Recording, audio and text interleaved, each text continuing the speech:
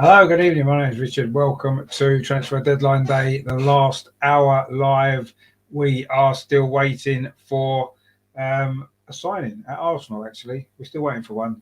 We've been waiting for 31 days since the window opened, and we're still waiting now. Are we going to get a madness in the last hour? Let's find out.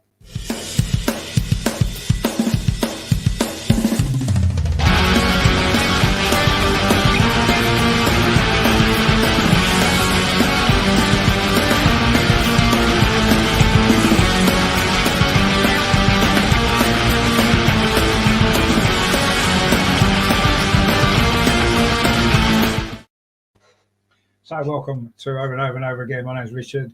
We are going to be doing the last hour of the transfer window live here. Let's see what we can bring in.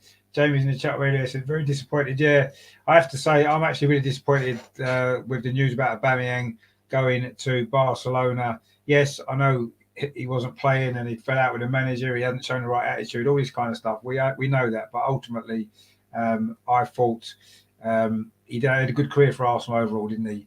Something wasn't quite right, and maybe would have been better trying to work that out. Especially now we've got no strikers at all. It seems absolutely crazy what's been going on, and now we're left with, at the moment, just with Lacazette and Nketiah as our only senior strikers going into these last 17 games of the season. So, yeah, very disappointing. Of course, Aaron Ramsey as well.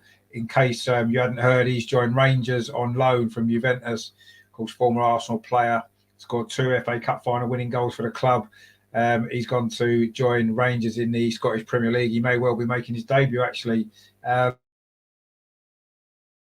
Wednesday. But another ex-Arsenal player getting a move. And we still haven't bought anybody. Dele Alli's gone to Everton, if you missed that one earlier as well. And Ousmane Dembele, who of course many people felt that was going to maybe come to Arsenal in replace of Aubameyang, is going to be staying at Barcelona now. So we haven't even got him either. So I'm not sure what's going on at the club, if I'm totally honest.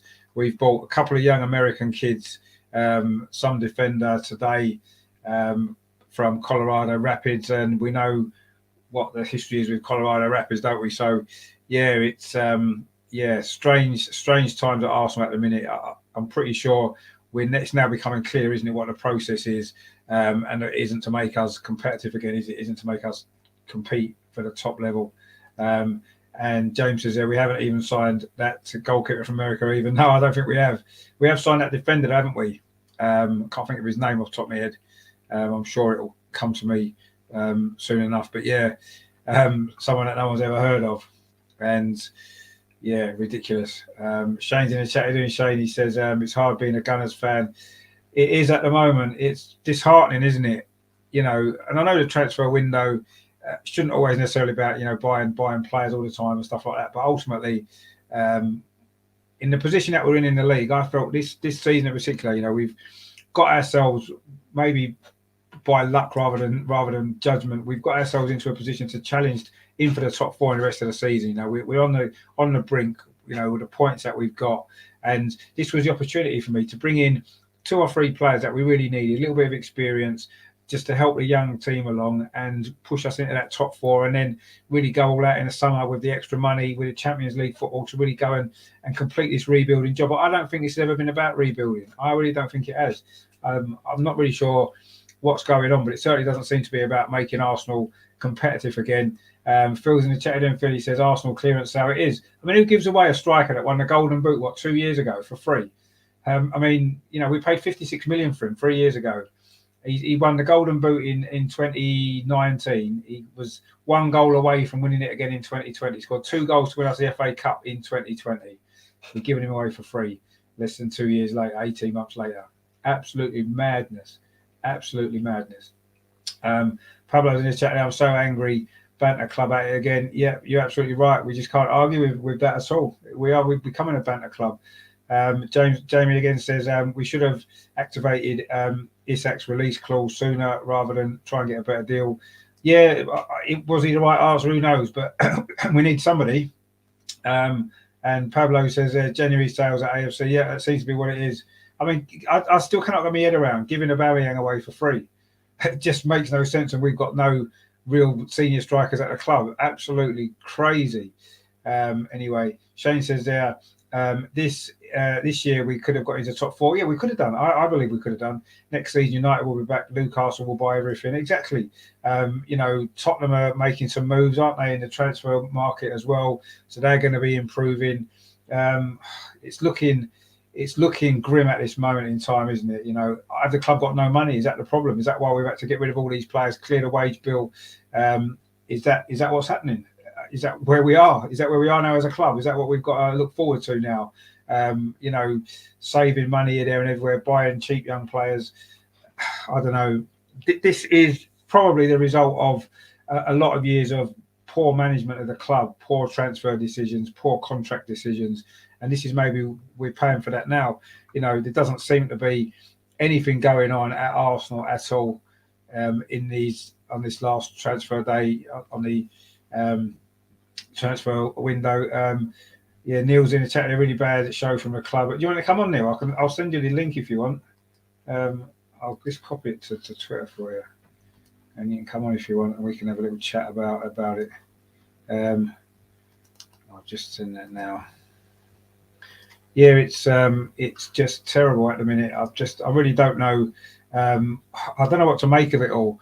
It's so frustrating because we know how close we are mathematically to that top 4, and how much a couple of decent, or not even decent signings, the right signings in the right positions could have made a massive difference to getting us over the line and certainly getting us to compete for that top 4 between now and the end of the season. And if the board and if Arteta and if Edu think this current squad now that we've got, with the lack of numbers and the lack of quality backup that we've got, is going to be enough to achieve anything for this club, then they're just deluded. I'm not even sure if they do. I don't even think that they believe that themselves.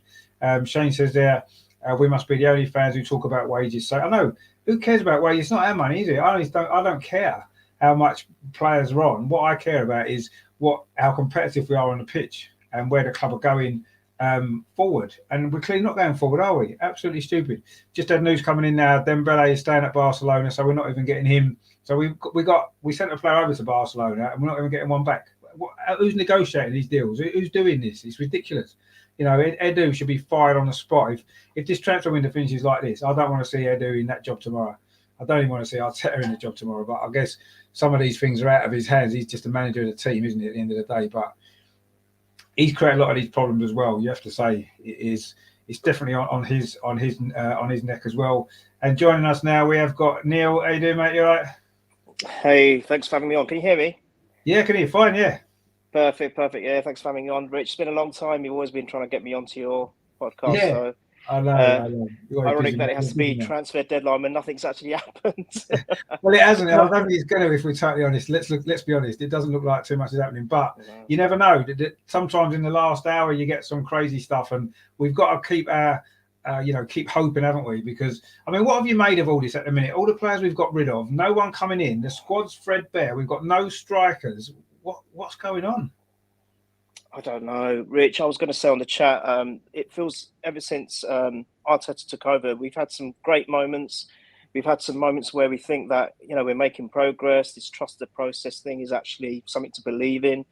Like with our form as well, we go through a bad run, and all of a sudden he picks the team up, and we have this amazing run of games, and we think, right now actually things are starting to happening. The team starts playing the way we want them to, and we start enjoying football again. And then all of a sudden, it dies a death like it did after that City game. I think the City game, I still personally think we were robbed. But after that, scoring one goal in the whole of January is atrocious, and being dumped out of 2 cups. And I've put the transfer window kind of similar to that. It's like there was all this hope. We've done well by clearing a lot of deadwood. We've had so much deadwood for so many years, and we managed to get rid of that. And it kind of it frees up the wage bill, if you like, to try and it puts less stress on the wage bill and those costs, and it basically allows the freedom for possibly more players to come in and new players to come in. And the other thing is, if you think that we've done that, so the hard work in theory has been done, because some of these players have been hanging around for too long, in my opinion, Richard. And we've just been, it literally has been ridiculous. Our squad's been full of players, and we're not even utilising any of them, and it's just a waste. it's not just bad for the club; it's bad for the individuals as well. You know, you want them to go on and maybe have a career somewhere else where they might flourish. And no, so I thought it was looking good on one hand, and then all of a sudden, nothing's happened in terms of the purchases. We've bought an American centre back, I think, and a goalkeeper, which are not even going to start until the summer if they do start. And it's like, well, what is the point of that? It's almost that time when we bought that guy. What was his name? I know he scored the penalty in the FA Cup semi-final. Is it Kim? What was his name? And he came with a bad back when we needed players. What is going on? We've made a history of this kind of transfer mess ups, haven't we? And I don't think it's just now. I actually personally think this is the result of mismanagement over a number of years before, and the club have got themselves in a financial mess. I think COVID hasn't helped the situation. You know, there was no fans in the stadium for all that time, and I think they had a club in a mess financially. We spent money last summer, a lot of money actually, and you thought, well, is this the way forward for the club? But actually, maybe the fact of the matter seems we actually don't have any money. We've had to clear the wage bill just to, balance the books possibly even. And I don't know, the whole thing is just, it's worrying actually. It's worrying for a club like Arsenal to not even be interested in competing, it seems, because if we're serious about competing, we would have been bringing in a couple of players, even if it was loans or whatever. We would be improving this squad in the position that we're in the league. We're in the top 6, we're a few points off the top 4, we've got games in hand on a few of the teams, and this was a club with ambition would have done that, wouldn't they? They would have brought in 2 experienced players who could just help the kids along, improve the squad, get a goal scorer in, and you'd start to think, okay, yeah, this club's got a plan. We've got a plan. We've got young players.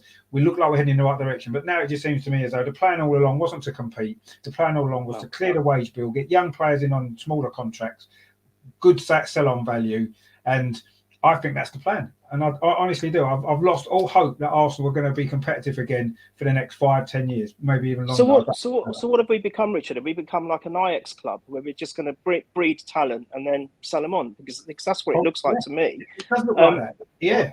And look, we've got plethora of talent coming through. Don't get me wrong. I mean, I love the fact that we're playing our kids and Arteta's utilised them. We've seen Patino come on and score a goal on his debut. We've seen all of that good stuff.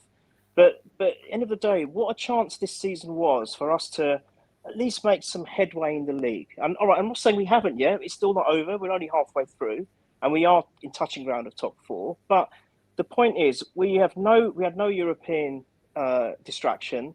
We've actually, not that we wanted to, but we're out of 2 cups now, or both the domestic cups. So we've only got the league to concentrate on. And this was a great opportunity in my mind.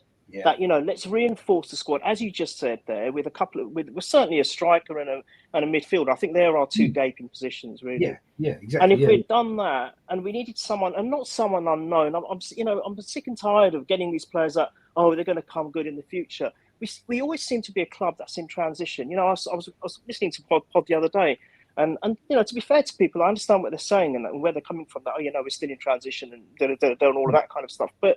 We've been in transition since Theo Walcott. He's claiming his pension now. I mean, come on. I mean, when are we going to get to a stage where we're actually we're doing it for the here and now? We can't afford this transition anymore, Richard. We've got to move on. We've got to move on fast because we've been falling further and further behind the Man Cities, the Liverpools and Chelseas of this world. And the gap keeps getting bigger and bigger because we're just losing control and grit. And I think this season we had a really good chance, if not to eclipse those 3 teams, but at least to be just behind them. And again, I'm not saying it's not going to happen. We've still got a chance, but it's looking harder now because who we got up front, Lacazette and Eddie Nketiah, and both of them are leaving in theory in the summer. So are they really going to go out their way for us in the last 6 months of their contract or tenure with Arsenal? Probably not. Maybe Lacazette will. Don't think Eddie Nketiah will. And then, we've already loaned Balogun out. All right, we can recall him, but he's not ready. So Martinelli is probably our lifesaver. That's too much to put on his young shoulders, in my opinion. Yeah. I'm absolutely distraught, but at the same time, I'm not surprised. I'm not surprised either. No, and I think that's one of the problems, isn't it? I don't think any of us are really surprised. That's the thing. The destruction of this club has been going on for a long, long time. And, as much as I've been a big critic of Mikel Arteta, his style of management, his tactical inability to change games and his man management, all this kind of stuff, right? He's not really the problem. He's a problem. He's not the problem. And he's just a small part of what's wrong with this club. It's a lot deeper than the manager, and we can clearly see now with this current transfer situation that we're in, the plan for the club, if you like, the process, if you like, isn't about making us successful on the pitch. It isn't, because we had a real opportunity at this moment in time to push forward.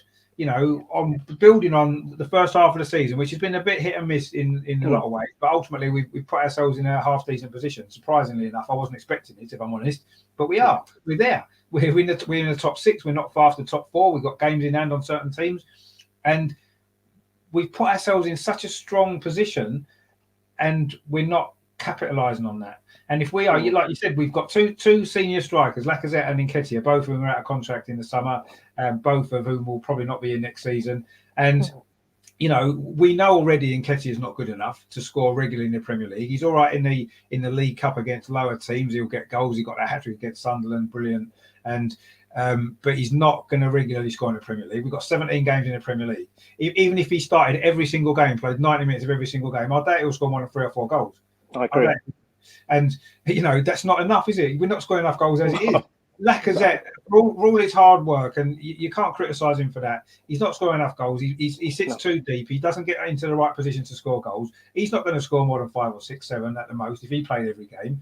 And where are the goals coming from? Like you said, Martinelli's our saviour, and he's only scored 4 goals this season, and 2 of them come in one half against Leeds. Correct. So, Saka's scores some. Smith Rowe's our top scorer with 9. He's not been in the team much lately either. His goals have dried up a little bit, and it's a mess. It is an absolute mess. It is a mess. Yeah. I think we're all hoping, wasn't we, that this transfer window was going to be something different, maybe, and we were going to do something. We needed to do something. James said there is a transfer. Neil's done a transfer from Purely Arsenal to this channel. Yeah, you've popped over. He just had to, didn't he? Yeah. It's just a loan, James, for the night. That's all. Shane says there, Edu with his silly photos leads us up the garden path. He says hi, Neil. Hi, Shane. Paolo says I don't mind the cuts, but we made 0 money out of it. Yeah, exactly. We haven't got any money in, have we? We got rid of Chambers, virtually nothing. We got rid of Aubameyang for free. Terry says, "Evening, Richard," and the chat, not looking good, is it? No, it isn't. In the summer, ESR and Saka are being sold next, and I wouldn't blame them one bit if they push. I mean, I was saying this earlier, that if we don't build a team that can compete in the next 2 years, they're going to go, because they're going to have Liverpool's already sniffing around them. Man City are going to be sniffing around them. Man United will be sniffing around them. Everyone will be sniffing. Barcelona, Real Madrid unit will be sniffing around them. And we need to show them that we've got the ambition that they've got. And I wouldn't blame them for leaving either. I wouldn't either. As much as we love them, don't we? But we know Klopp was interested in Martinelli about a year and a half ago. Yeah, and he's already made that comment after the game when they dumped us out of the cup. Oh, he's one to watch. Why is he saying that, Klopp? We know what you're after, mate. Yeah, exactly. That was good timing from him, wasn't it? Because he can see how much of a mess we are. He can see what a good player he is. Let's unsettle him, and let's. And I won't be surprised if that happens. Mark says we're 2 points off Champions League spot. Yeah, technically we are. Surely the trainer fault by the management must have been, let's make a push to reach that target, but events seem to be saying no. But exactly, this is the point. We had an opportunity to really push on and we haven't done it. Jamie says Gabby up front over Laka, then Emil, Martin and Saka behind. Yeah, I mean, technically that wouldn't be a bad forward line. I'm just not sure whether Gabby's quite ready to play as a centre forward yet, is he? I don't know. I mean, he seems good from the left-hand side. And that was where Aubameyang was playing a lot, wasn't he, from that left-hand side? And he was coming in and getting goals. And Martinelli hasn't been getting the goals he should be getting. He did at the beginning when he first came, he played centre forward a few games, didn't he? He got a few goals. But he was brilliant when he first started with Tierney, wasn't he? They linked up really well together on that left-hand side. But they did. I don't know. We need to find a way of getting more goals out of Martinelli. Now we're going to have to, because if he's I'll be honest, Rich. I've always thought he would be all right in the middle, but I mean, there's debate. There's pros and cons either way. Is he ready? Is he physically ready? Is he going to be strong and not just physically but mentally as well to do that job? But is he disciplined? Is he disciplined enough positionally? Because what I like about Martinelli is the fact that he works so hard for the team. He'll do his defensive duties. He'll be here, there, and everywhere. He wants the ball. He wants to make things happen. And if you play a centre forward role, I think you've got to be disciplined in where you are. You've got to hold your line. You've got to be able to hold the ball up, bring others into play. That's the sort of centre forward that we need. And I don't think he's that player. And I don't know whether playing up front would get the best out of him. I'm not sure if it would at this moment in time, just because I think you'd be taking away a lot of the great stuff that he brings to the team, his enthusiasm, his energy, his work rate. And I think that with a centre forward, we need at the moment, I think, a centre forward who's going to be in the box, who's going to stay in the box, an Ian Wright type centre forward, if you like, that's going to be in there to finish things off and not necessarily drop into midfield or cover at left back and do these other jobs that he does. And he's great at doing and he loves doing them. Let him do that, because that's what he's good at and he brings a lot to the team. But if we had to stick him up front on his own, which is where he would be, would that really suit him and get the best out of him with the current setup of the team, with the current tactics, the way that Arteta wants to play? I'm not sure if it would. And you don't want to kill him at an age now when he's just starting to really push on and develop, isn't he? The last 2 months when he's been in the team, I think he's really starting to push on. Is he holding back playing him as a centre forward now? I think it might. That's a worry for me. It is. No, I think you make good points there. I mean, I've never really kind of considered like that. I've just seen him sometimes when he's played in the middle, just by either moving into that position, or I remember his first couple of friendly games, he was motoring from the midfield and forward, and he was so quick and so strong. And I just thought, wow, this could be the centre forward for the future. I mean, you've got to remember, Henry started on the wing, and he didn't want to play in the middle. And Wenger says, no, you can do it. And look what happened. The rest is history, isn't it? So I'm not saying it can't happen, but maybe similar age, maybe it's a little bit too much. He was a similar age when he made that switch, wasn't he, Henry, actually? But then again, he had a coach who knew how to get the best out of him, I suppose. And you got to look at that as well. But I mean that's a fair point, actually. I mean, Henry did start. But now, the way you've just said that, I think you're right. I think maybe he's just not ready just yet. But then, what does that mean? The picture you painted of who we need is Eddie Nketiah. And I mean, well, no, it isn't, because Eddie Nketiah is a very one-trick pony. He's a decent finisher, and he gets him to the team. You know, I think we need a centre forward who can drop deep like Lacazette does, hold the ball up, but also be in the box and be a threat in the air. We put a lot of crosses in. We put hundreds of crosses against Burnley, who was on the end of them. No one, because Burnley have got 8-foot defenders and we've got Lacazette. Yeah. And, why were we going aerial all the time in that game? I couldn't believe it. No, I was at the game and all I was seeing was just aerial plan. I think you're never going to win those balls against Burnley. It didn't make any sense.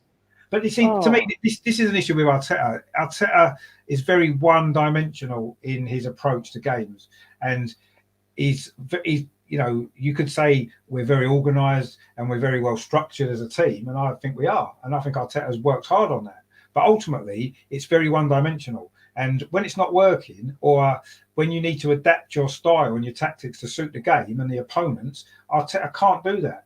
I mean, I worked out a few weeks ago, I was working out a stat. I think under Arteta, we've only come from behind to win a game 3 times in 2 years. I mean, that just goes, to me, that goes to show a manager or a coach that isn't adaptable in the games. It can't make match-changing changes, whether it's substitutions off the bench, whether it's tactically during the game. He doesn't seem to be able to do that. It's almost like we're playing this way, and he's drilling it into the players. This is the way that we play. And if you come away from that, if you stray away from that, I'm going to take you off. I'm going to drop you out of the team. And you can see it's happened with certain players. They haven't fitted into that structure. But you've got to be more adaptable, I think, if you're going to be successful. Now, maybe he's learned under Pep, and maybe that's Pep's way. Pep seems very, very similar, doesn't he? But the difference is Pep can go and buy the best players, and it doesn't matter. Yeah, it's different. He can just say, well, these players aren't working. I'll buy a load of other players who can play this system. And I think Arteta's almost got that mentality, because he wants to. He's got rid of so many players that haven't fitted in what he wants, and he's maybe trying to get players in who do. But obviously, they're coming in smaller numbers, and we're getting rid of them. But I don't know. He's got to be more adaptable. And players like Martinelli, I don't think you can restrict him to a system. And players like Saka and Emile Smith-Rowe, and even Martin Odegaard to a certain degree, I don't think you can restrict them into a system. You've got to give them a little bit more freedom. And the one game never does that, does he? The one game we had freedom, the Man City game, which you mentioned before, was when Arteta wasn't there. The players played with so much freedom in that first half. Such a good point. That's such a good point. Free. And I've never, to me, that was a completely that first half performance in particular. Forget the second half, because so many other things happened, the red cards and all kinds of other stuff, the penalty and stuff. But that 45 minutes against Manchester City, to me, that is how I think all of us want Arsenal to play, with freedom. And all the players were expressing themselves, and they wasn't frightened of not being in the right position. They wasn't frightened of what happens if I lose the ball. They were thinking, it doesn't matter. We're going to play our football. And they were brilliant. That 45 minutes, I could watch that 45 minutes on a loop over and over again, constantly, because it was just fantastic. That's the sort of football that I want to see Arsenal playing. You know, almost like it was a throwback to the great days under Arsene Wenger, wasn't it? The sort of football that I was just about to say that. From what I've read about Arsene Wenger, he gave them that freedom. He did. He gave them that freedom. And it's like, you know, it's almost like what it reminds me of watching Arsenal sometimes. It's, you know, that you got that table football when they're on the things and they're all on the line. That's what it's like. They're so structured like that, and it's like, just let them out. And against that Man City game, they were let free. They were let off the loose. They were let off the leash, and they just went for it. And that was brilliant. And we, against a team like Man City, who are the best team in the country, one of the best teams in Europe, and we ripped them to pieces for 45 minutes. We did.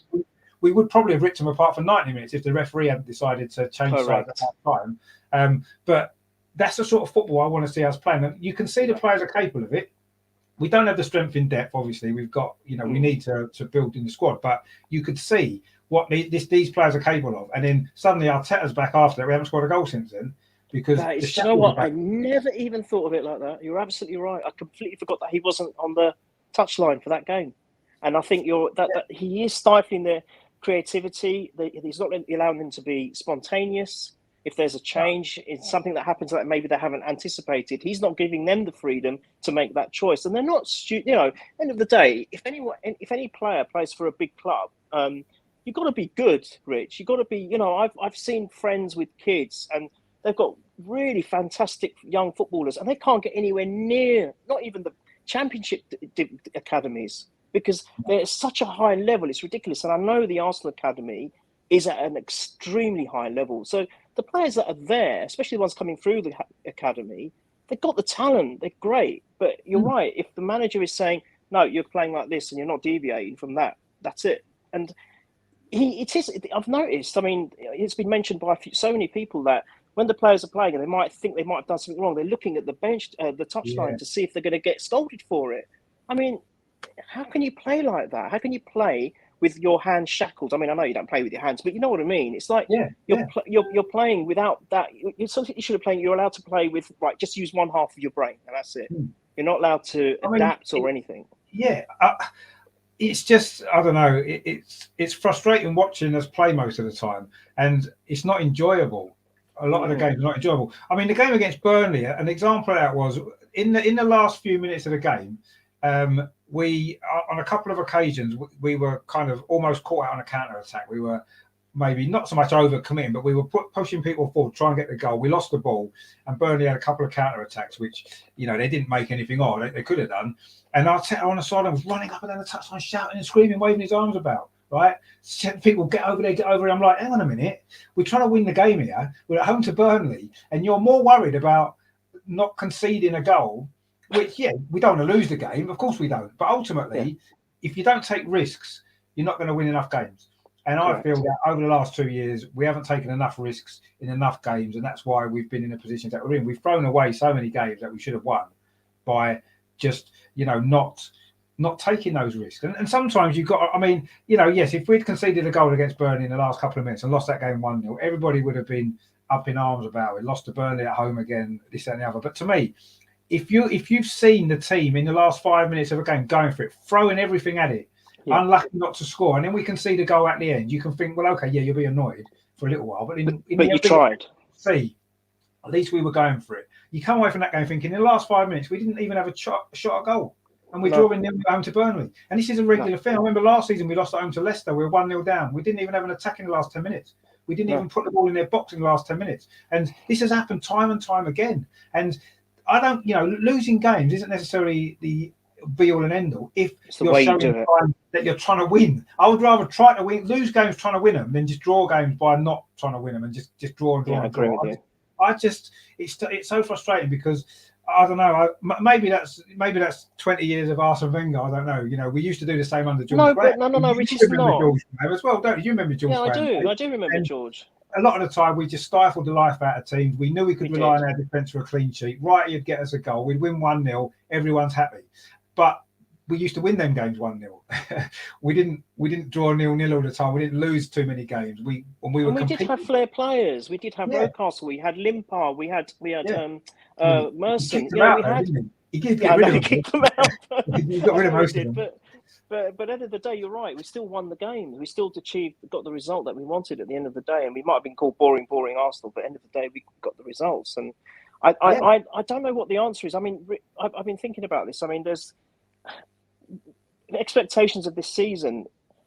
How do you? I mean, I'm sure you're the one who's hosting, so I apologise. But I just want to know what you feel about your position with Arteta, because what would you if he doesn't achieve even top 6 this season? Do you think there are got to be question marks over him, because he's had the money, as you said earlier, to spend, which we did in the summer. Obviously, this has been a disastrous window now, and I know that January notoriously is a harder window to get players in, because people are halfway through the season. Do they really want to be moving at that time? I get it, but I think we should have planned it a lot better than we have. That's for sure. And I think you're right. There could be a money issue, and if there is a money issue, does that mean, should it not come from the club that look, at the moment we're not in a position to buy, rather than not saying nothing at all and just having fans just left in limbo? And I think that's wrong as well. I think that's just bad PR from the club. It's just, the whole thing stinks, Rich. It's not just the manager and what he does and it's just the whole thing stinks. It's rotten to me. But in terms of expectations with Arteta, I mean, if he doesn't, for me, I was just thinking about this earlier. A few weeks ago, I was thinking, top 4 is doable. I really believed it. I even thought we could even clinch 3rd, possibly. And that's just me being my usual optimistic self. But I thought it's not beyond the realms of happening. And now, after this, I'm thinking, are we even going to get top 6? If we didn't get top 6, what would you feel about Arteta? Would you think that he's...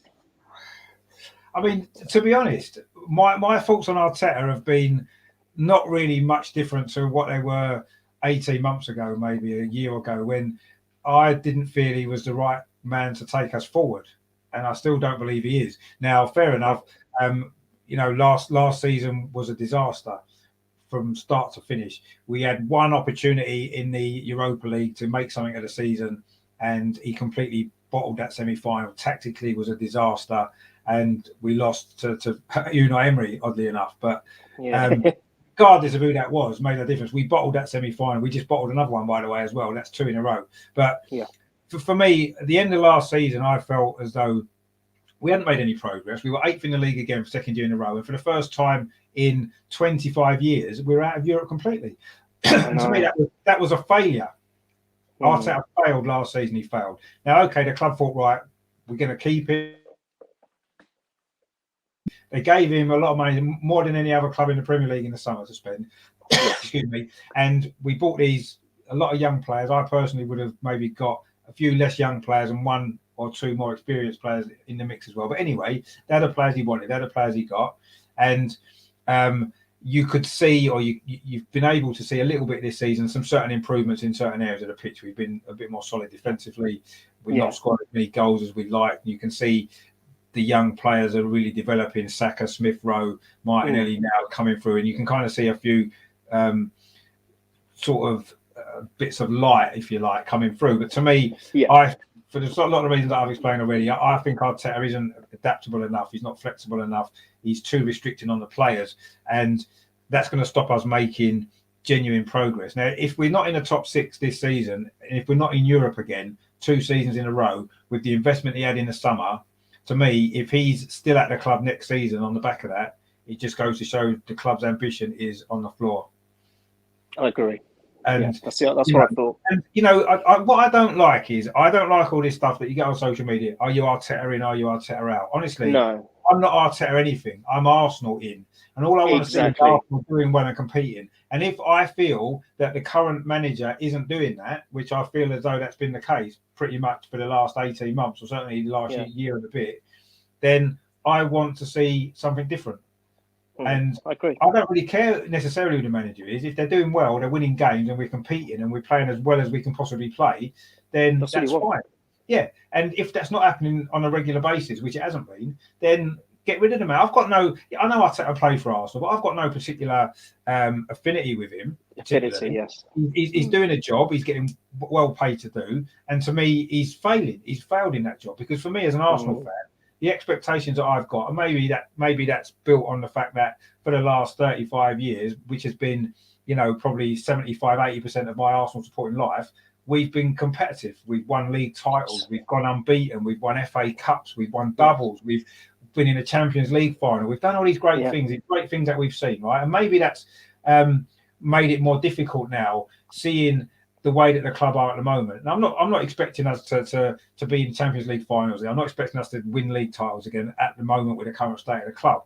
But when you've seen that, that's what your expectations is of Arsenal. For me, that's what my expectation is. Now, if I could go back to when I first started watching Arsenal, 1981, we were nothing. We were going nowhere. We were muddling around like now. We had a lot of young players. We couldn't score goals. We were, we finished 5th or 7th in the league, and it was fine. Nobody really cared. Well, I didn't really care because I hadn't seen anything else. It was just, that's what it is. This is Arsenal. That's fine. I don't mind. And then suddenly we become good. We've got George Graham. And suddenly I'm like, you know what? I quite like this. This is actually same as me. enjoyable, actually. And you want to keep feeling that, don't you? And you want to keep having the feeling that you can achieve that again. I mean, when I was a kid growing up in the late 70s, early 80s, Liverpool were winning everything. European titles, everything. Liverpool. And I used to think, how great must it be to be a Liverpool fan and see your club winning all those trophies? And I never ever thought I'd see Arsenal win anything in them days, because we just didn't look anywhere near that we would. And suddenly, George Graham turned it round. 1987 changed it all. 87, the first time against Liverpool, ironically. Exactly. And those moments, you suddenly get them and you're thinking, actually, this is nice. We've got to experience what those Liverpool fans experience, and we've experienced it a lot since. League titles, unbeaten seasons. You know what I mean? I say doubles, cup doubles, loads of European trophies, a lot, right? We've seen it all, and I think it's more difficult maybe for older fans like us who have experienced that to now be happy or accept this mediocrity that we've now got. Because to me, it takes me back to the early 80s. And maybe there's fans now that are just coming, just watching Arsenal, they're just growing up, and this is all that they know, and they maybe don't mind. Oh, well, it's all right. It's Arsenal, fantastic. We love Arsenal, but they haven't experienced all those things that we've experienced. No. And you miss that, and you want to experience it again. And I want them to experience it again. These young fans, I want them to experience what the great things that we did. And it's a generational thing, isn't it? The whole point of supporting Arsenal, it just goes from generation to generation, and you want to just see it carry on in that same vein. I mean, what you're saying is absolutely spot on, and I think people say we've been spoiled, but really, is it being spoiled? I think we were just doing well because we had the right manager, we had the right guidance, we had the right players. Everything just clicked. Dean as well. We had David Dein. And exactly, David Dean's huge for me. I've always said that was the beginning of the end when he left. And I just feel that you can't say that we've been spoiled, because our ambition, well, we don't know now with hindsight looking back, but the whole point of moving from Highbury to this big, amazing, sophisticated stadium was to be at the Barcelonas, the Real Madrids, the Liverpools, and all that kind of level. And that was what was promised to us. Said, we're going to go through some hard years because we've got to pay off the stadium. And Wenger still managed to continuously, despite that, get us into the top 4 consistently. And people were laughing at us for that.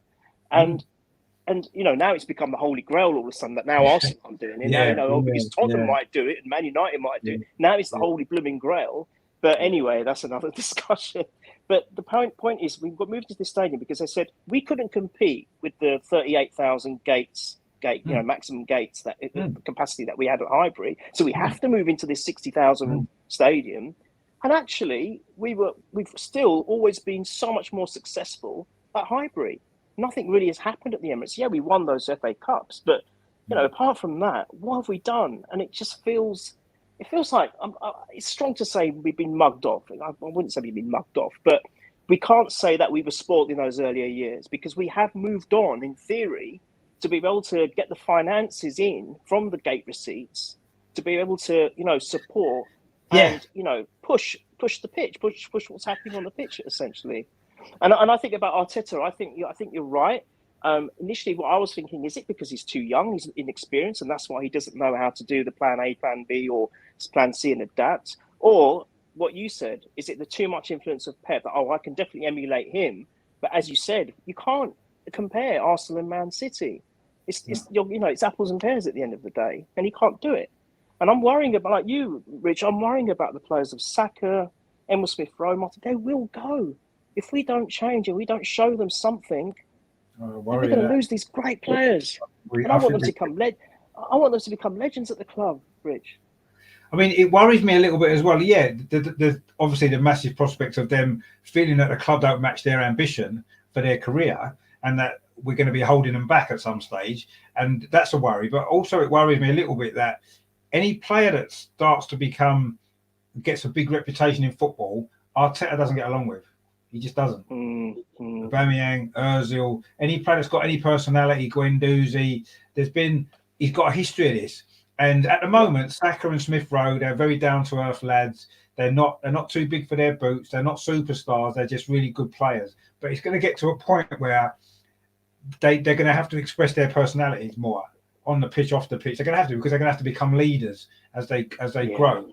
And Arteta isn't going to like that. He's very, very good, I think. And even at Man City, do you remember the documentary? Did you watch that? The Man City. I never saw that. I need to watch that. I need to watch it. Yes. There was obviously Arteta was in that quite a lot, and it seemed as though the impression that gave me was that he was very good with the young players at Man City. He was very good with them. Now, I think maybe he left the more tricky personality, shall we say, to Pep to deal with, and the other coaching staff to deal with. And he was really good with the young players. That was the impression I got. Maybe that was just the way it was edited, but it kind of makes sense. It did come across quite clearly in that for me, and you could see that at Arsenal that seems to be a similar way.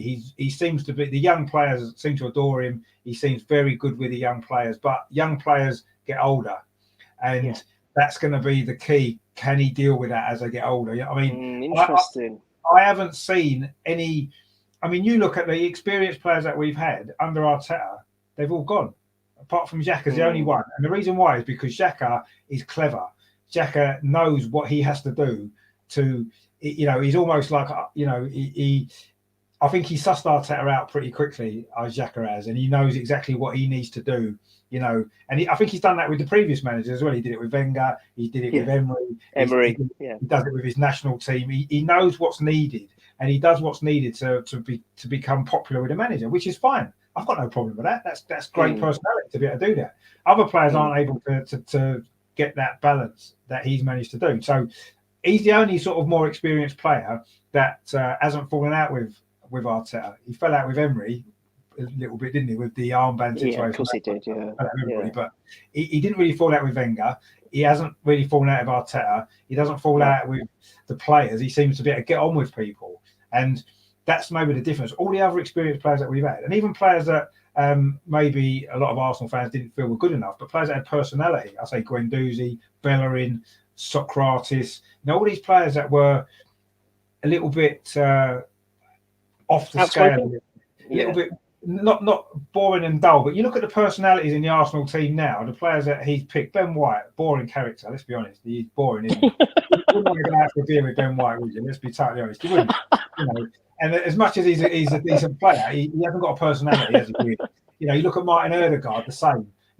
Fantastic player, nice guy, not really any personality. And you look through the whole team, and even Ramsdale's an exception, I guess, though. Yeah, Ramsdale, but he plays in goal, so he's out of the way, isn't he? He's not going to be disrupting things on the pitch. Just leave him in goal, and he's fine. But no, he's the only one that's got a personality. Let's be honest. The rest of them, Gabriel, he seems like a nice guy again. Too many nice guys, maybe. Thomas Partey is too nice. I think a little bit too nice, maybe for the Premier League. He needs to toughen himself up a little bit. That surprises me. When we got him, I thought he was going to be our answer. I thought he's going to really rough and really give the opposition a lot of problems. And to be honest, it's almost like it's just a little bit of a toughened pussycat, isn't he? Too nice. The only player we've got on the pitch that isn't nice is Xhaka.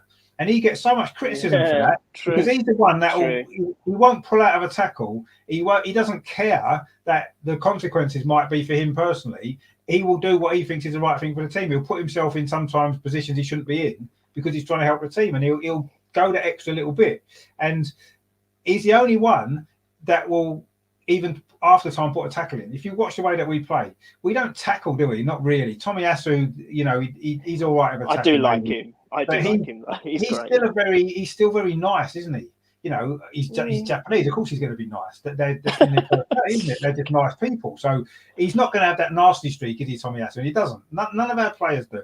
And the players that we've maybe hadn't got rid of were the players that maybe had a little bit more of that. And we've got rid of all of them. And what's left? What's left is a team of very nice guys, that can play football. are not allowed to play football half the time because they're restricted, but they can play football. They're nice guys. They are very yes men. They'll probably do exactly what they're told, and they're not going to be late for training. And they're going to wear their suits when they've got to wear. They'll wear their tracksuits when they've got to wear them. They'll turn up on time, and and they'll park in the right parking spaces in the car park. All this kind of It's not looking good, Rich. But this is the players. You look at them players, you can just see what they're like. They probably got like Monday to Friday underpants that they wear every day. That's what they're like. They're that sort of players. But that's what Arteta wants, because that's the way he wants the team to play. He wants them to be that methodical in everything that they do. It is. And he's very controlling, isn't he? Very controlling.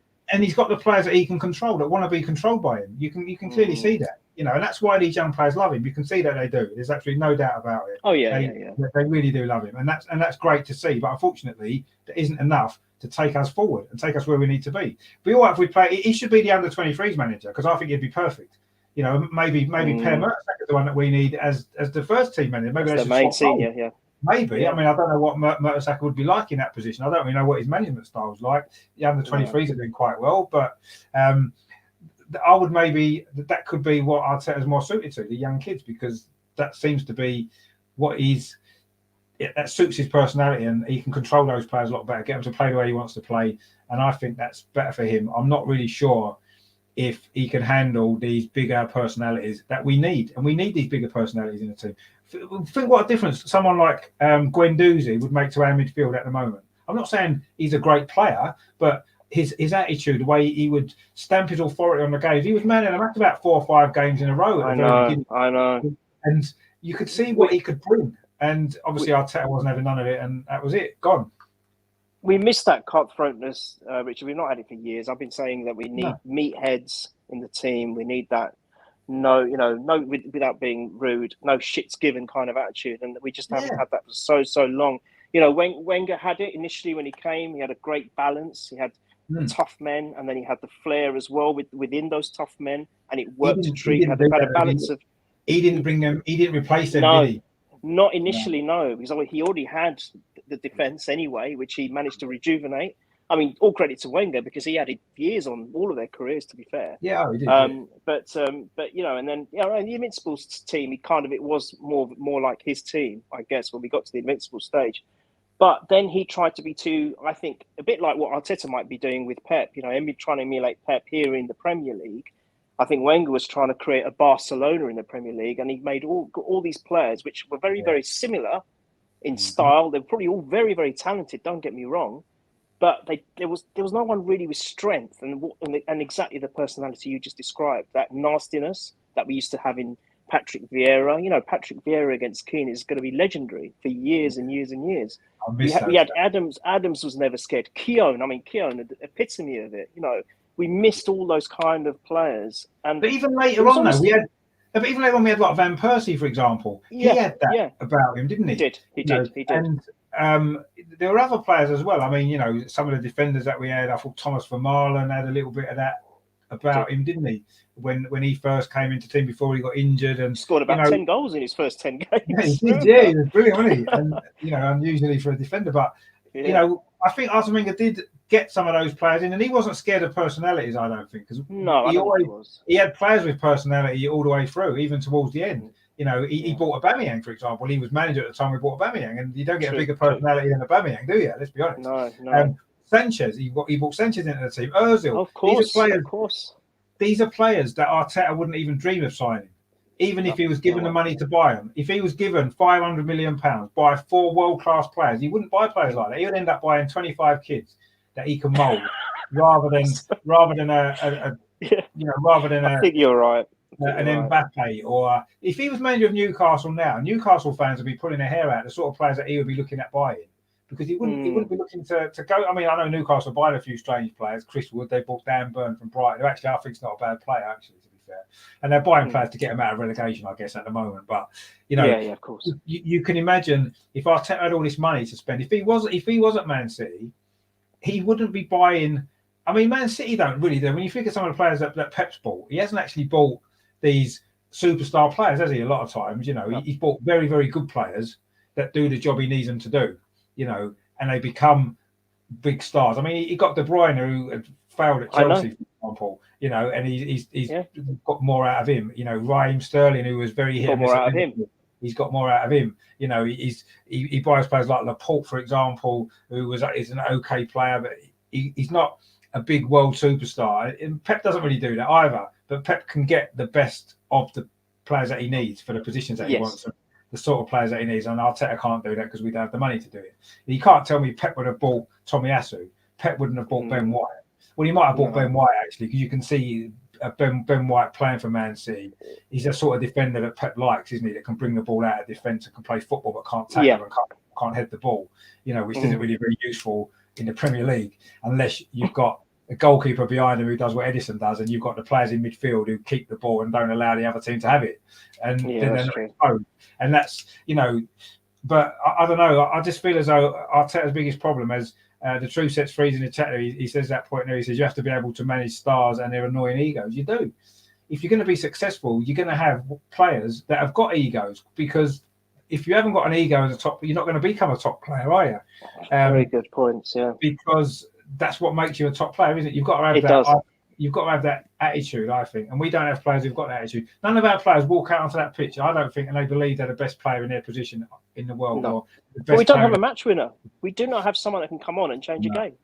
We don't. We? That's why we're struggling with all these goalless draws and, you know, dull, you know, patches of play, because we can't call on someone from the subs bench and we know that will turn a game in seconds. We don't have it anymore. We used to. We don't have it now.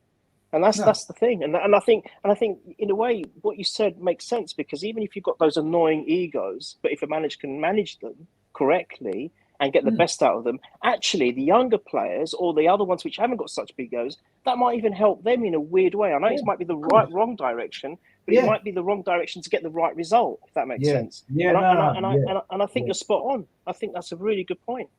So I don't know what the answer is. I think what you said earlier about what happens if we don't make Europe, and maybe that's that. But, you know, they've got to come up with something. I mean, I've always had an issue with our owners, because ever since Kroenke went on record and saying he doesn't care about trophies, I mean, that in itself, that mission statement in itself, Rich, is the damning verdict for the future of our club. If he doesn't care about trophies, then where does that leave us? We're never going to compete, mate, are we? No. And I think he or his establishment is the root of all the ills at Arsenal. You've got to think, right? Our most successful, our success as a club started in the 1930s, right? Because we had a chairman in Henry Norris who would do anything it took to get Arsenal to be successful. He would, you know, he did some dodgy dealings behind the scenes, let's be honest, and he didn't care. You know, he was banned from lots of places because he just didn't care. All he cared about was making Arsenal successful. He wanted to get them amalgamated with Fulham at one point when we was in Woolwich before we moved to Highbury, and he'd do anything, whatever it took. And then after that, you had the Hillwoods, who basically ran the club. Yeah. And then after the Hillwoods, you had David Dean taking over. David Dean, who was a local businessman, he was an Arsenal fan, wanted Arsenal to be successful. He did everything to make them successful, and he was a driving force. 1983, he took over. Within 4 or 5 years, we're winning trophies because of his influence, right? And since he's gone, 2007, we mentioned it before, who have we got? And we've got owners of the club, people that don't give a shit. They don't care about Arsenal. They don't care. They see it as a cash cow, that's it. And they're not bothered. And until we have people in place at the club, owners who actually care about and wanting to make Arsenal successful, Abramovich at Chelsea, you don't give a shit. He'll make Chelsea successful. That's what he wanted to do when he came there. Exactly. And he's done it. He doesn't care if he sacks 10 managers a season. He'll get what he wants. He'll win European trophies. He'll win European Cups. He'll win Premier Leagues. He doesn't care.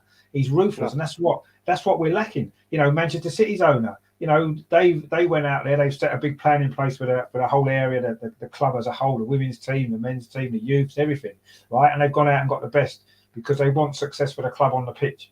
And Liverpool's owners, people criticise them. They've done the same. They've put their efforts into making the team successful on the pitch because they know that's where everything else comes from. It's a football club at the end of the day.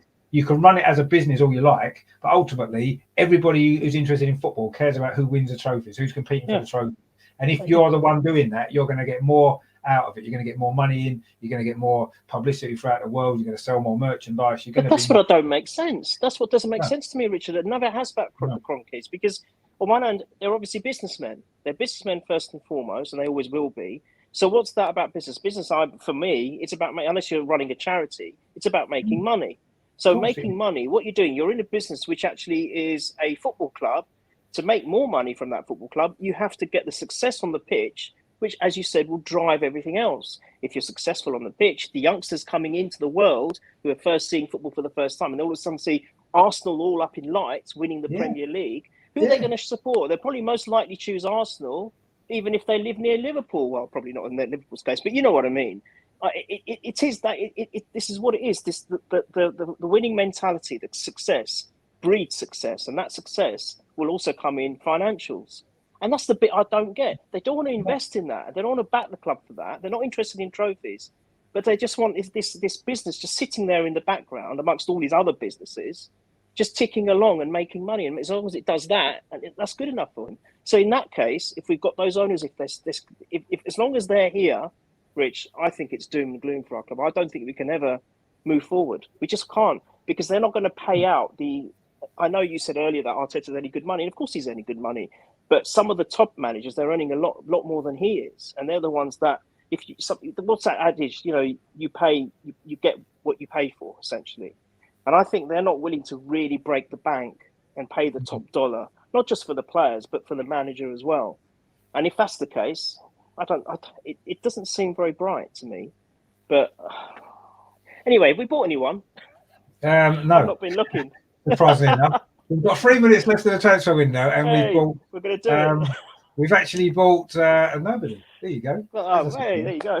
The True Sets for in the chat there says Kroenke celebrating his Rams getting to Super Bowl. Arsenal was like his fourth business. He bought major stars mid-season for Rams, but nothing for Arsenal. Exactly, and this is a Tottenham fan saying that, not even an Arsenal fan. So there you go. Just goes to show there's a load of Arsenal fans that think the sun shines out of Arteta's arse, and whether it does or whether it doesn't, he's never going to be successful with these owners at this club. So it doesn't make no difference if he's there or not. Terry says there, why do we give Arteta so much slack to underachieve? Yeah, the fan base does, and that annoys me because he is underachieving. It's not just his fault. He's to blame for a lot of things, as we've said tonight. He says the young players he brought in look good, but after having them 4 or 5 weeks, he has turned them into absolute rubbish. Well, I don't know quite yet if some of them haven't pushed on as we hope they might. They've stagnated a little bit, but again, is that down to the manager? Shane says there, seen Arteta play a false 9 against Villarreal. Yeah, he did. I can see him doing that again. We are a few injuries and Jack a red card away from being our worst season ever, non-negotiable. Yeah, I mean, it is actually. I mean, the lowest I've seen us finish in the league since I've been going to Arsenal 41 years nearly, right? The lowest we finished is 12th, and that was in a 22 league season. That's basically mid-table, isn't it? 12th in 22, just below mid. That was in 1995. We did reach a European final that season, so it kind of made up for it. I know we lost, but at least there was something to fight for through the season. This is the first season since 1991 that we've been out of all the cups in January. 30 years ago. 1992, sorry, 30 years ago, the first time we've had nothing to play for other than trying to scramble something in the league for 30 years. That's how bad this season is. Everyone's going, oh, well, it's not been a bad season. No, it has. It's been an absolute shitstorm of a season. We've had no Europe. We blew a semi-final of the League Cup where a great first leg performance. And then brilliant first leg performance. Yeah. And then the FA Cup, we just bottled Nottingham Forest for some unknown reason. Just dreadful performance in one of only 2 competitions that we had a chance of winning. And the season's just been an absolute disaster. And the only way we can save it now is to finish in the top 4, which is unlikely with the transfer window, which is literally a minute away from shutting. And there is still no news of Arsenal buying anybody. There's a couple of late ones going through. Todd Cantwell has just joined Bournemouth on loan. So there you go. Not getting a game at Norwich. I'm surprised what's happened to him, actually, because he was a decent player, wasn't he? The first time they got in to the Premier League, Todd Campbell looked decent, didn't he? Didn't he? And it's, I don't know what it's going. It's all gone wrong. Maybe this will help him. Dan Burns gone to Newcastle, as we sort of knew that before.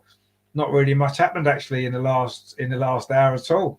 Very, very poor, really. Dele Alli's gone to Everton. Fabio Carvalho's gone to Liverpool, and obviously Aubameyang's gone to Barcelona. They're probably the big deals that's happened today. Yeah. And Arsenal have done absolutely bugger all. Spurs got a couple in from Juventus, did they? A couple of players in from Juventus today earlier. Was that right? Spurs? Yeah, they did. Yeah. Yeah, they did. Yeah. Yeah. And Mark said, there's no sign of Peter Odemwingie. No, even he couldn't save us. Terry says, Sky Sports just said we've bought Messi. Sorry, even it's Arsenal in a mess. Yeah, well, they definitely are in a mess. And Michael says, as Neil said, Kroenke's not here for trophies. No, they're not. His goal is profit, and he has cut costs on and off the pitch. That's what he's done. Soon he Simon Saka will be sold for big profit. Don't, Michael. Don't. Yeah, no, unfortunately, I think you're right. I do, honestly. I think I'm saying don't. I know it will happen. I just don't. It's just I think stomach, isn't it? I've been thinking that sort of anyway for a while, but this transfer window for me is just showing it. We've got rid of all these wages to cut costs. We haven't bought anybody in. Clearly, that's what it's about. It is about cutting costs. And if you do that at top level football, there's only one place that you go in, and that isn't higher up the league. You can guarantee that much. No matter how good some of these young players are, it's just not going to happen, is it? And I think there was a comment. There was a comment in the chat before. There you go. Terry says there, perhaps that's why Arteta bought White for 50 million, so we can sell him to Pep for 20 million in the summer. Well, there you go. Probably that one, won't it? Do his old mate a favour. There you go. You can have him for 20 million now. But the whole thing's a mess, isn't it? Let's be honest.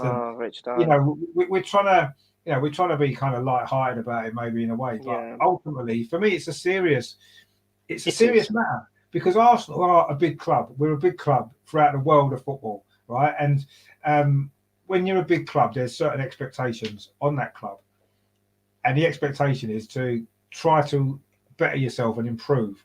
And every club goes through bad times. When you have Liverpool went through some bad times before Klopp came in, and every Man United since Fergie's gone have had a few bad times, But ultimately, what you can see is those clubs, even Man United, they've had a few struggles, but they're trying to improve the team, aren't they? They're investing in the players. They got rid of a manager in the end who was underachieving, and they're trying to improve. We're not, and we're not even stagnant. We seem to be dropping. No, we are. We're going back. And from that, and it's like, I mean, myself included, I'll hold my hand up. I was actually, although I was so bitterly disappointed with the Man City result, because I really did believe we were robbed. I think we should have won that game, not because of what we did, it's because of what the officiating did. But I still came away from there thinking, but wow, that's one of the best performances I've seen in years. And it really truly was against one of the best teams in Europe, right? 100%, But you think about it, Rich, before, when Wenger was going through his prime, and even before that, even when we were playing under George Graham, if I went to the game before I watched the game on TV, if we even drew, I'd be upset. See, my expectations are so much higher, because even if we drew, I'd be walking away, with a face like a smacked ass. Now it's like, oh well, we lost, but the performance was great. What a difference in our even in the fans' mentality about our expectations. And I'm sorry, Rich, that is curtains for our club. If that's the way it's going, it's curtains.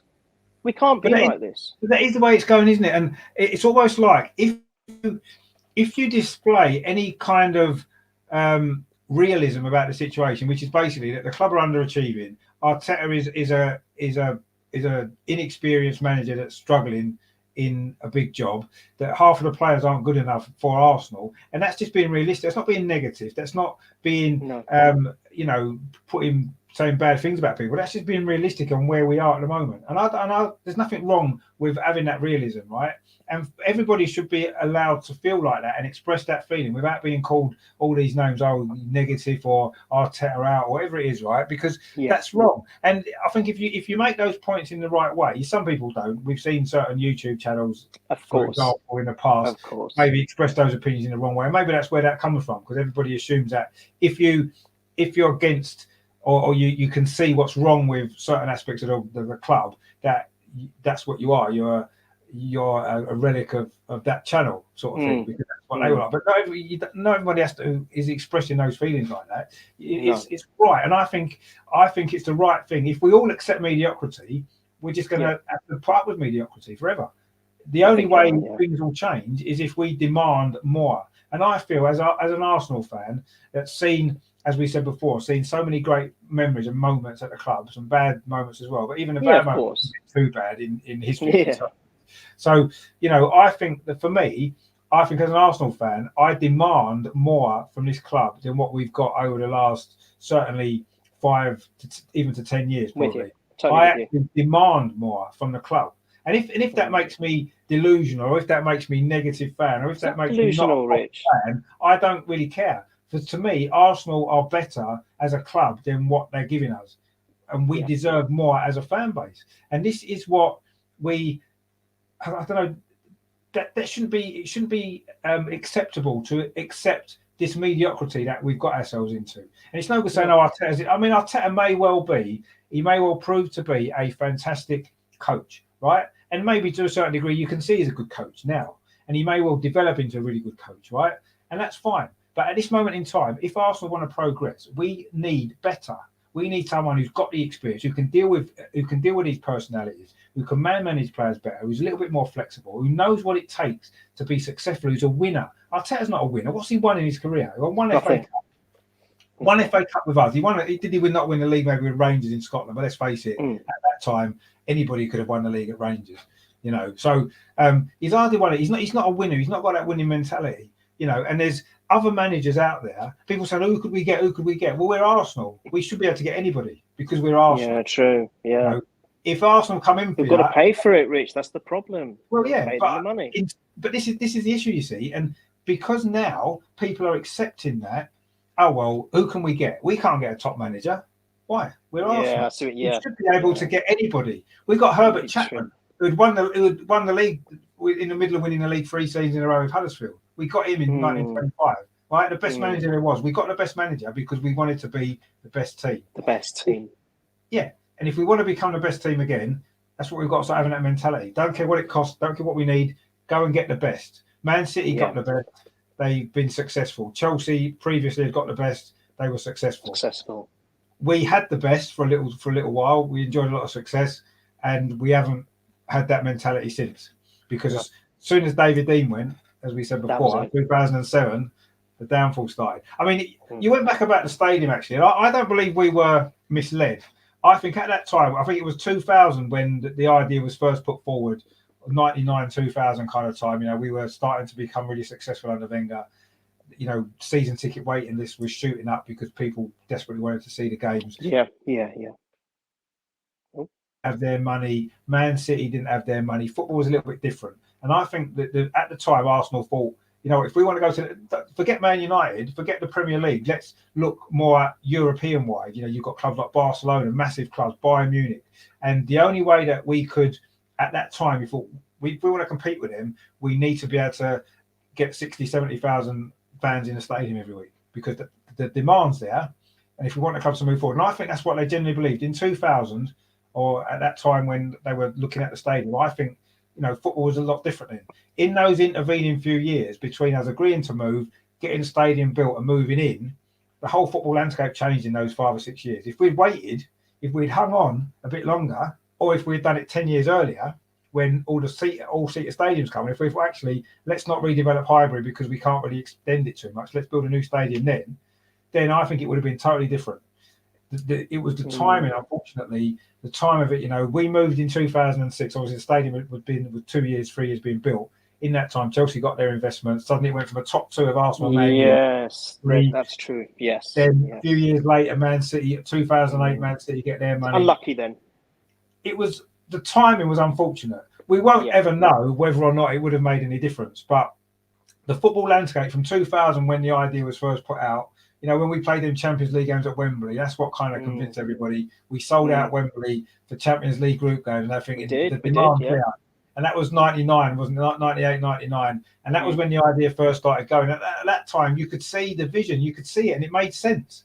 By the time 2006 came around, and beyond that, it didn't make sense anymore because we couldn't then compete with these other clubs that are coming with all their money. And suddenly Chelsea, Man City, so instead of being Arsenal, Man United, instead of competing for the top 2, we were then competing for the top 4 because 2 other teams came in with money. And then obviously time went by, we wasn't maybe winning enough trophies. We were having to sell our players because of the stadium. We couldn't maintain that level.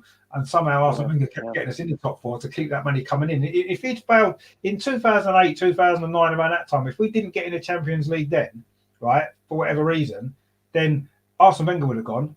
And we would have had to started rebuilding him. But because he kept getting us in there, he kept getting that Champions League money, he kept ticking us over. That's what he was doing. It was ticking us over, ticking us over, ticking us over. Then he suddenly started winning a couple of FA Cups again. And you're thinking, oh, you know, a bit more money comes in, a bit more publicity for the club. We won trophies, this, that, the other. A few more players maybe want to join. We bought Ozil, we bought Sanchez. You know, the last two for me, really big proper players that we bought. Big, probably they were, yeah. Aubameyang to a degree. I know he was a bit older, but he was a top player. We bought him. So, but that was our last kind of the last key players. Yeah. And then since then, it's like, okay, that didn't work. So, you know, and we find ourselves now in 2022, and it's like, what's it, 18 years since we last won the league? 18 years. That doesn't seem 18 years ago, does it? Does that seem like 18 years? We're going back to that film Fever Pitch. 18 years. I know, yeah. Years. But it doesn't feel like that, does it? It doesn't feel like that, and I don't know but why. But it felt like that but it did feel like that for me. I mean, all right, okay, I didn't really start recognising football as a game, I think, until the late 70s anyway. I mean, I had my Arsenal scarf on in 1975. I was only 5 years old, so I couldn't remember the 71 year anyway. But when we won the league in that famous 89, you know, championship decider, if you like, you know, that felt like a long time. I don't know why. Maybe it's because I'm younger, but it felt like a really long time. Like, Jesus, it's been 18 years that Arsenal haven't won the league, but we've done it now, and we've done it in such amazing fashion. But you're right. This time, it doesn't feel like that. It really does not feel, but it is, isn't it? It's the same period. And to be honest, if it felt like that, you know, there's a light at the end of the tunnel that I reckon we could get this title in a probably year or 2 years or even 3 years' time, you'd feel comforted by that. But as it stands, I mean, look what's happened in this transfer window. As you were saying earlier, Rich, there is no ambition whatsoever. And it just feels like, well, are we going to have to wait another 10 years or another 18 years, maybe? It's just looking so dull, isn't it? And again, I don't know, I mean, if you know, but on Twitter and even on the podcast that I do, I'm always very positive. I try and be positive. I always try and think, no, there's always that hope. You know, I don't know about you, Rich, but when we used to play and we were doing quite well and we were successful, even if we were losing a game, there was also that inner hope that, no, we're going to turn this around, even if it's the last 6-7 minutes. Yeah. I haven't had that feeling for years. I haven't had it for so long. It's like we're talking about this mentality of mediocrity. You're watching the game and we're losing, and you just think, yeah, we're going to lose. You just don't have that hope anymore. Anfield, I'll give you an example. Anfield, when we were 1-0 up and it was went into injury time, I still had that glimmer of hope that, you know what, we could do this. Yeah, and it just happened in slow motion. You just watched Thomas get the ball, and it just I don't know, time just went slow for me, you know, by the time he made impact with the ball and it went in. And so even then, but now, no hope. Burnley, I was there and I was with a couple of my mates. It's not going to happen because look at the way we're playing. What you said, he's more worried about the defence in the last few minutes than actually trying to go and get the winner on the other end of the pitch. It's just incredible. So you make a good point about that Anfield game, right? Now that Anfield game, for me, George Graham was so tactically brilliant that night with the way he set the team up. And yes, it helped that Liverpool could still lose and still win the league. And I think that helped us because they didn't need to throw everybody forward. And even when we went 1-0 up, they didn't need to throw people forward because a 1-0 defeat would have done them. And that maybe played into our hands a little bit. But, you know, what we did really well in that game, in those last 5 minutes or so, when we knew we needed a goal, we didn't panic. We didn't just lump the long ball forward and hope. Well, maybe we did at the end when we got the goal a little bit. As Lee Dixon said, he just humped it up and hoped that Alan Smith. But we didn't. That's pretty good, though. Yeah, I mean, we seemed calm and we seemed as though everybody.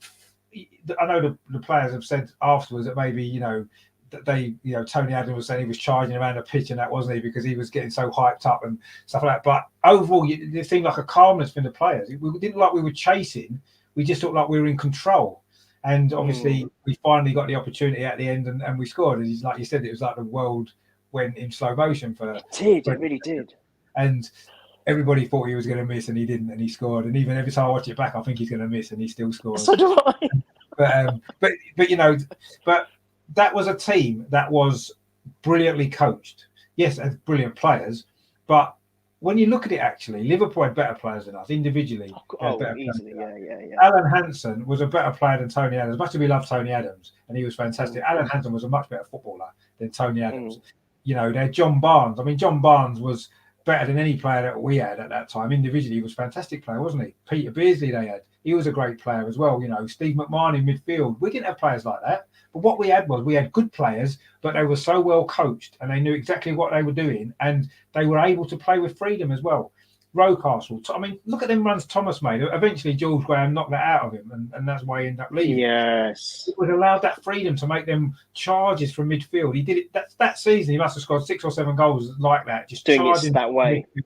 You know, there's one against Tottenham, I remember, at Highbury when he just burst through and scored. There's one at Derby away earlier in that season when he ran through the halfway line. And he did that all the time, didn't he, Mickey Thomas? He was allowed to do it. Yeah. You know, whereas now, Mikel Arteta, if we had a player like that, he'd be saying, don't cross the halfway line. He's probably saying that to Thomas Partey, don't cross the halfway line.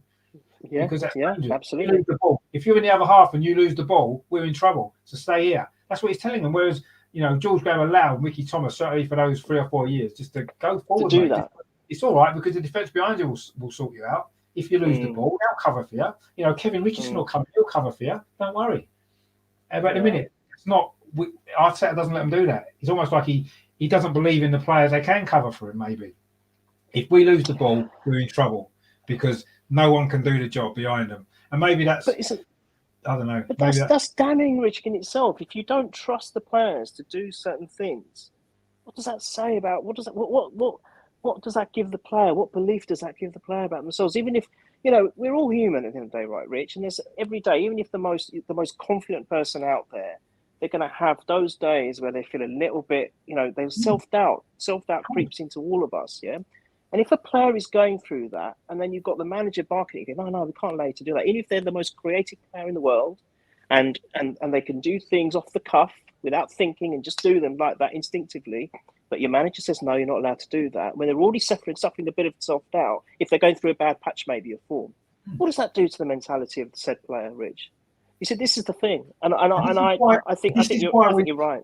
This is why we go on bad runs under Arteta. We don't just have one bad game. We'll have 2 or 3 bad games because that's exactly what happens. The confidence goes out of players.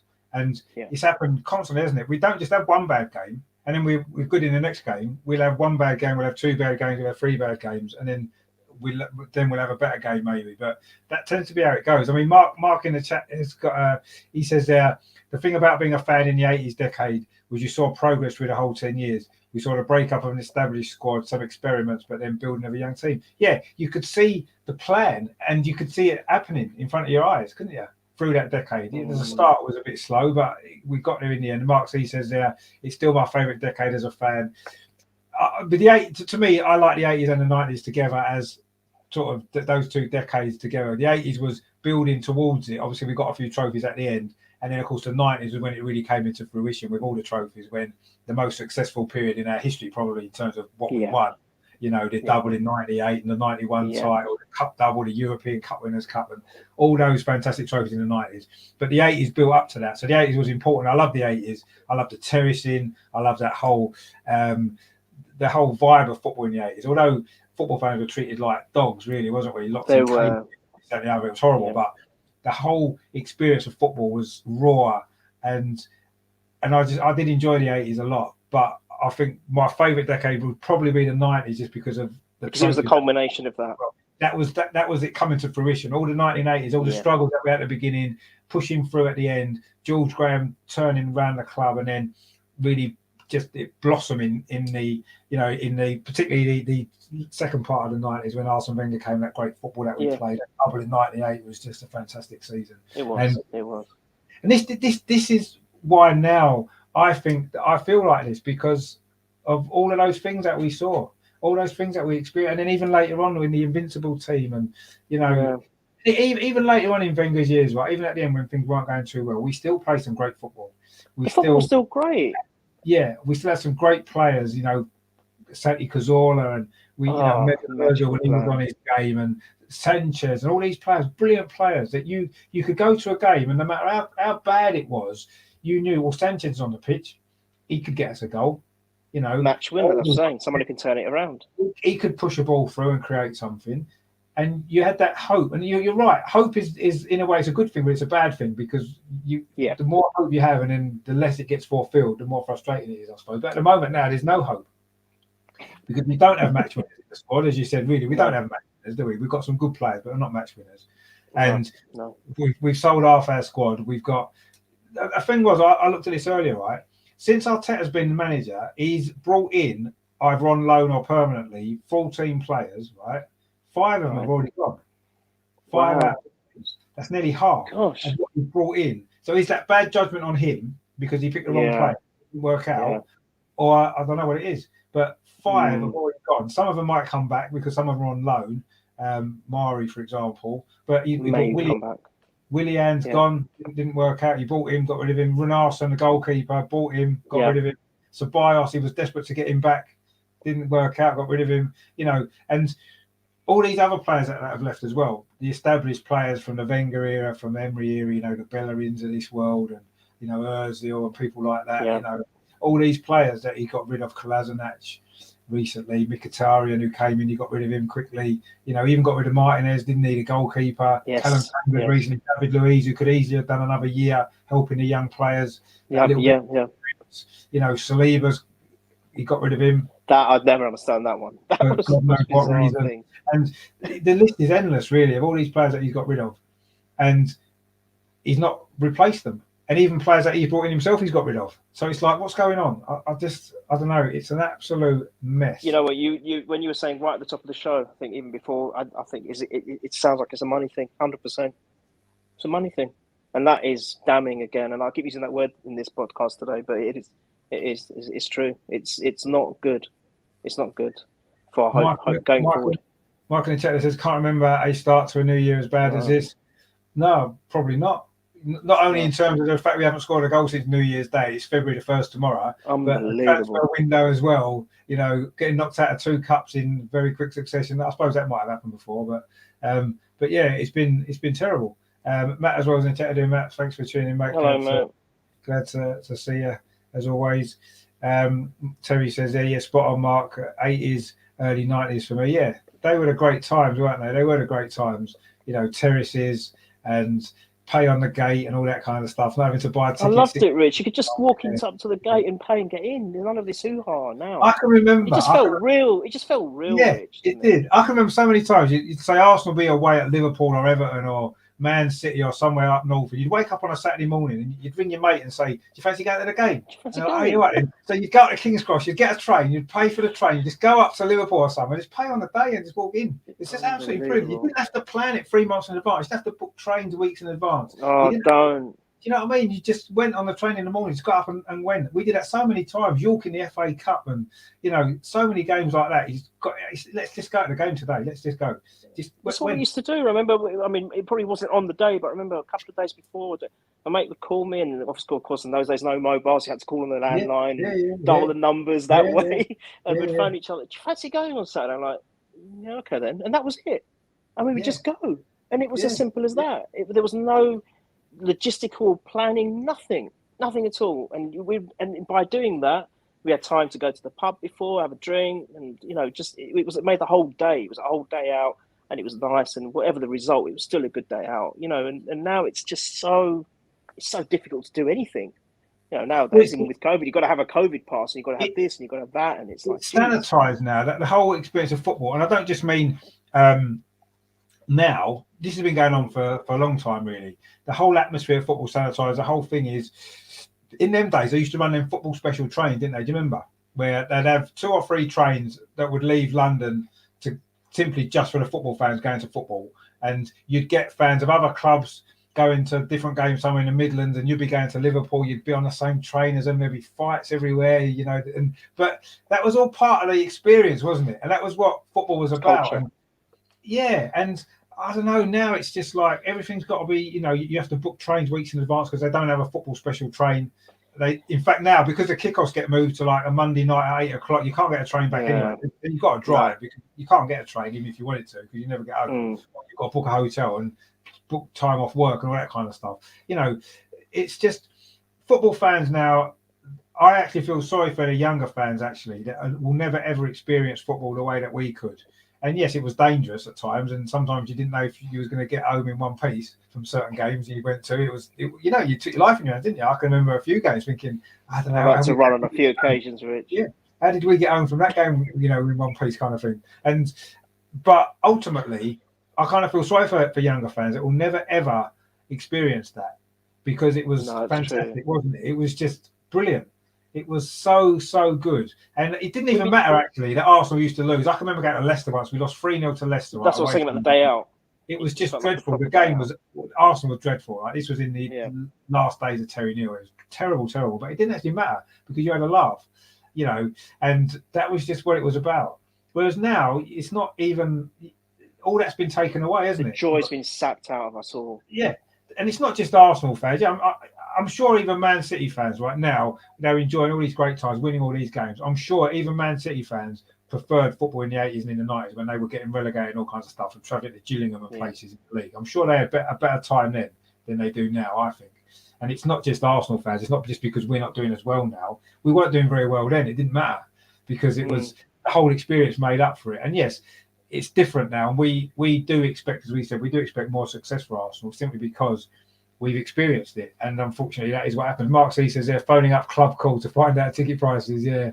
And then when the ticket was, I can remember calling up Club. Do you remember, what was that line called where you could, they used to do a match report. You could ring the number at like 5 o'clock on a Saturday and it would tell you, what the final score was, who scored the goals. If you weren't at the game, you could, if it was an away game, especially, and you wasn't there, I can remember coming home with maybe been shopping with my parents or something like that, and you'd get ring that number. You'd ring that number just to find out the score and who had scored the goals and that, and be excited because we'd won. We won. Do you know what I mean? They're brilliant days out. I mean, I know it sounds stupid. Oh mate, I remember Teletext. I thought Teletext was brilliant. It was so charming. You're sitting there waiting for the page to go from 1 to 2 to 3, and then Arsenal come out. Have we scored? Have we scored? It was from Teletext. I found out we scored. We signed Bergkamp for $7.5 million. It was from Teletext. Yeah, that's how I found out. It was brilliant. Do you remember them papers as well? You'd be coming back from an away game and you'd get off the train and they sold a paper. It had all the football reports in already at like 7 o'clock on a Saturday night. Do you remember that? That's right. Yeah. I remember we'd get to a station. They sold them on the platform. The train would stop at somewhere like Milton Keynes or somewhere, starting the way back from Birmingham. How did they do that so quick? Get a paper. You just buy it quickly, get it back on the train, and everyone will be reading the paper, see all the other results and everything, and just get it on the train back.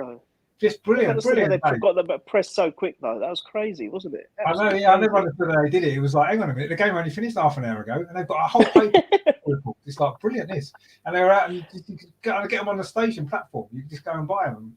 I think we've just turned just in life general, Rich. We've just been turned into drones. So we've just become autonomous drones. That's what it is, and it's with life in general, to be honest. And it is sad. I think the charm of so many things and that human element has completely vanished.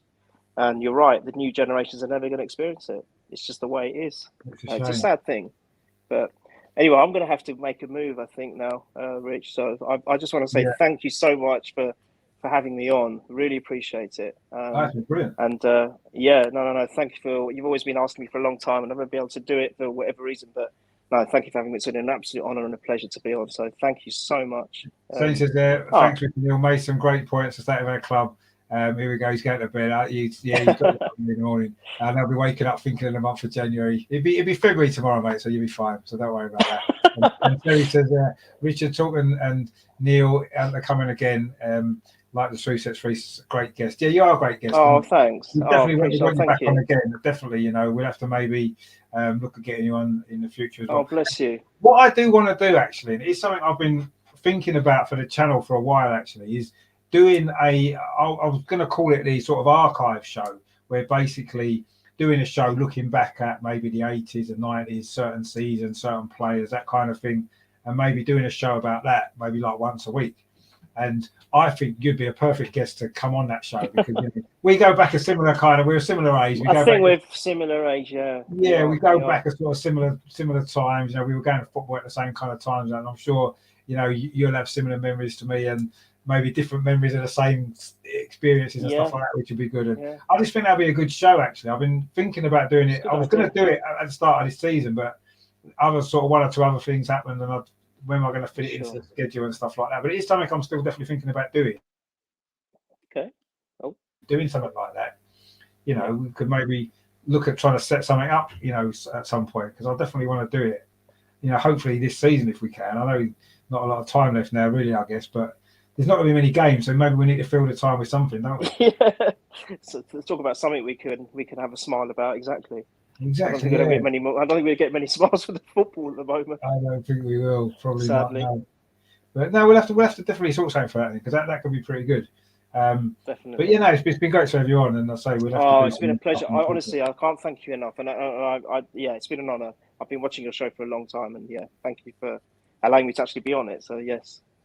No, I Big mean, thanks. I know you've been in the chats a lot, and we speak quite a lot as well outside. But it's great to have you on, and yeah, you're welcome We have back. to meet for a game. That's the only thing we haven't done now. We've got to meet for a game. Yeah, we definitely will have to. Yeah, that'd be great as well. Then we can moan face to face.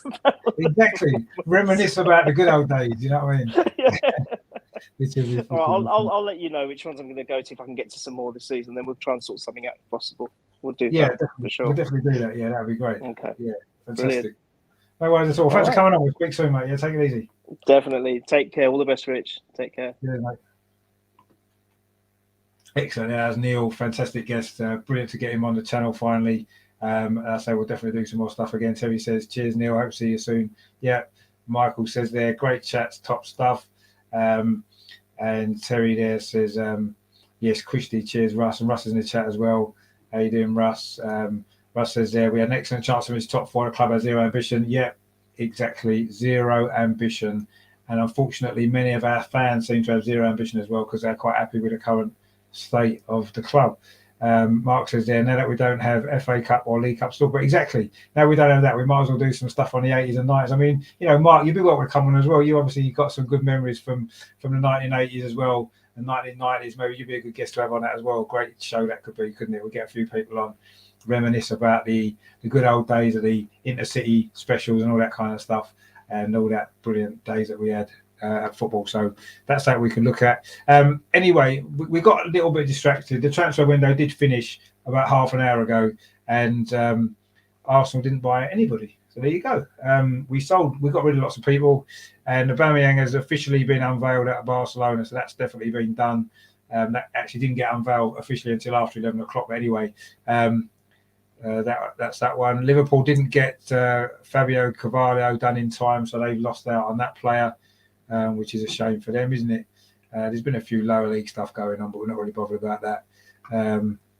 So yeah, the big news from transfer deadline day, Aubameyang is no longer an Arsenal player 4 years after we actually bought him, because it was 2018, wasn't it? January 2018 we bought him from Dortmund, 56 million, and we just got rid of him on a free to Barcelona. He didn't quite get 100 goals, did he? Which was a little bit frustrating because he should have got 100 goals, really. Let's be honest. The last 18 months of his Arsenal career will not live long in the memory, but certainly those first 18 months or so, 2 years were absolutely brilliant. He some great memories. I'll actually miss him a lot, his personality as well. So that's a shame that didn't work out. But good luck to Aubameyang. But that's the big news today, that Aubameyang's gone. And along with, obviously, Callum Chambers, who went earlier in the week as well. Kolasinac has gone as well. A lot of players out. And not too many coming in. In fact, none at all. So there you go. But anyway, we don't have to wait till July. The window opens again. I'm sure we'll buy nobody in as well. Mark says, yeah, good idea about the retro show. Exactly. Yeah, I think it'll be a great idea. There don't seem to be many fans left that seem to remember the 80s anymore and the 90s. So it'd be nice to reminisce on that. Neil says, thanks so much for having me on, and thanks for supporting the chat. No, thanks for coming on there. It was absolutely brilliant to have you on, and look forward to obviously chatting again, getting you back on, and definitely doing some more stuff in the future. So that'll be really good. So yeah, a very, very frustrating transfer window, a really frustrating deadline day. We wasn't really expecting much at 10 o'clock, if I'm totally honest. I just thought I'd do this show for a laugh, really. And it was good to get Neil on and have a chat about some better times, maybe. So, yeah, that's that then. No new signings for Arsenal in January.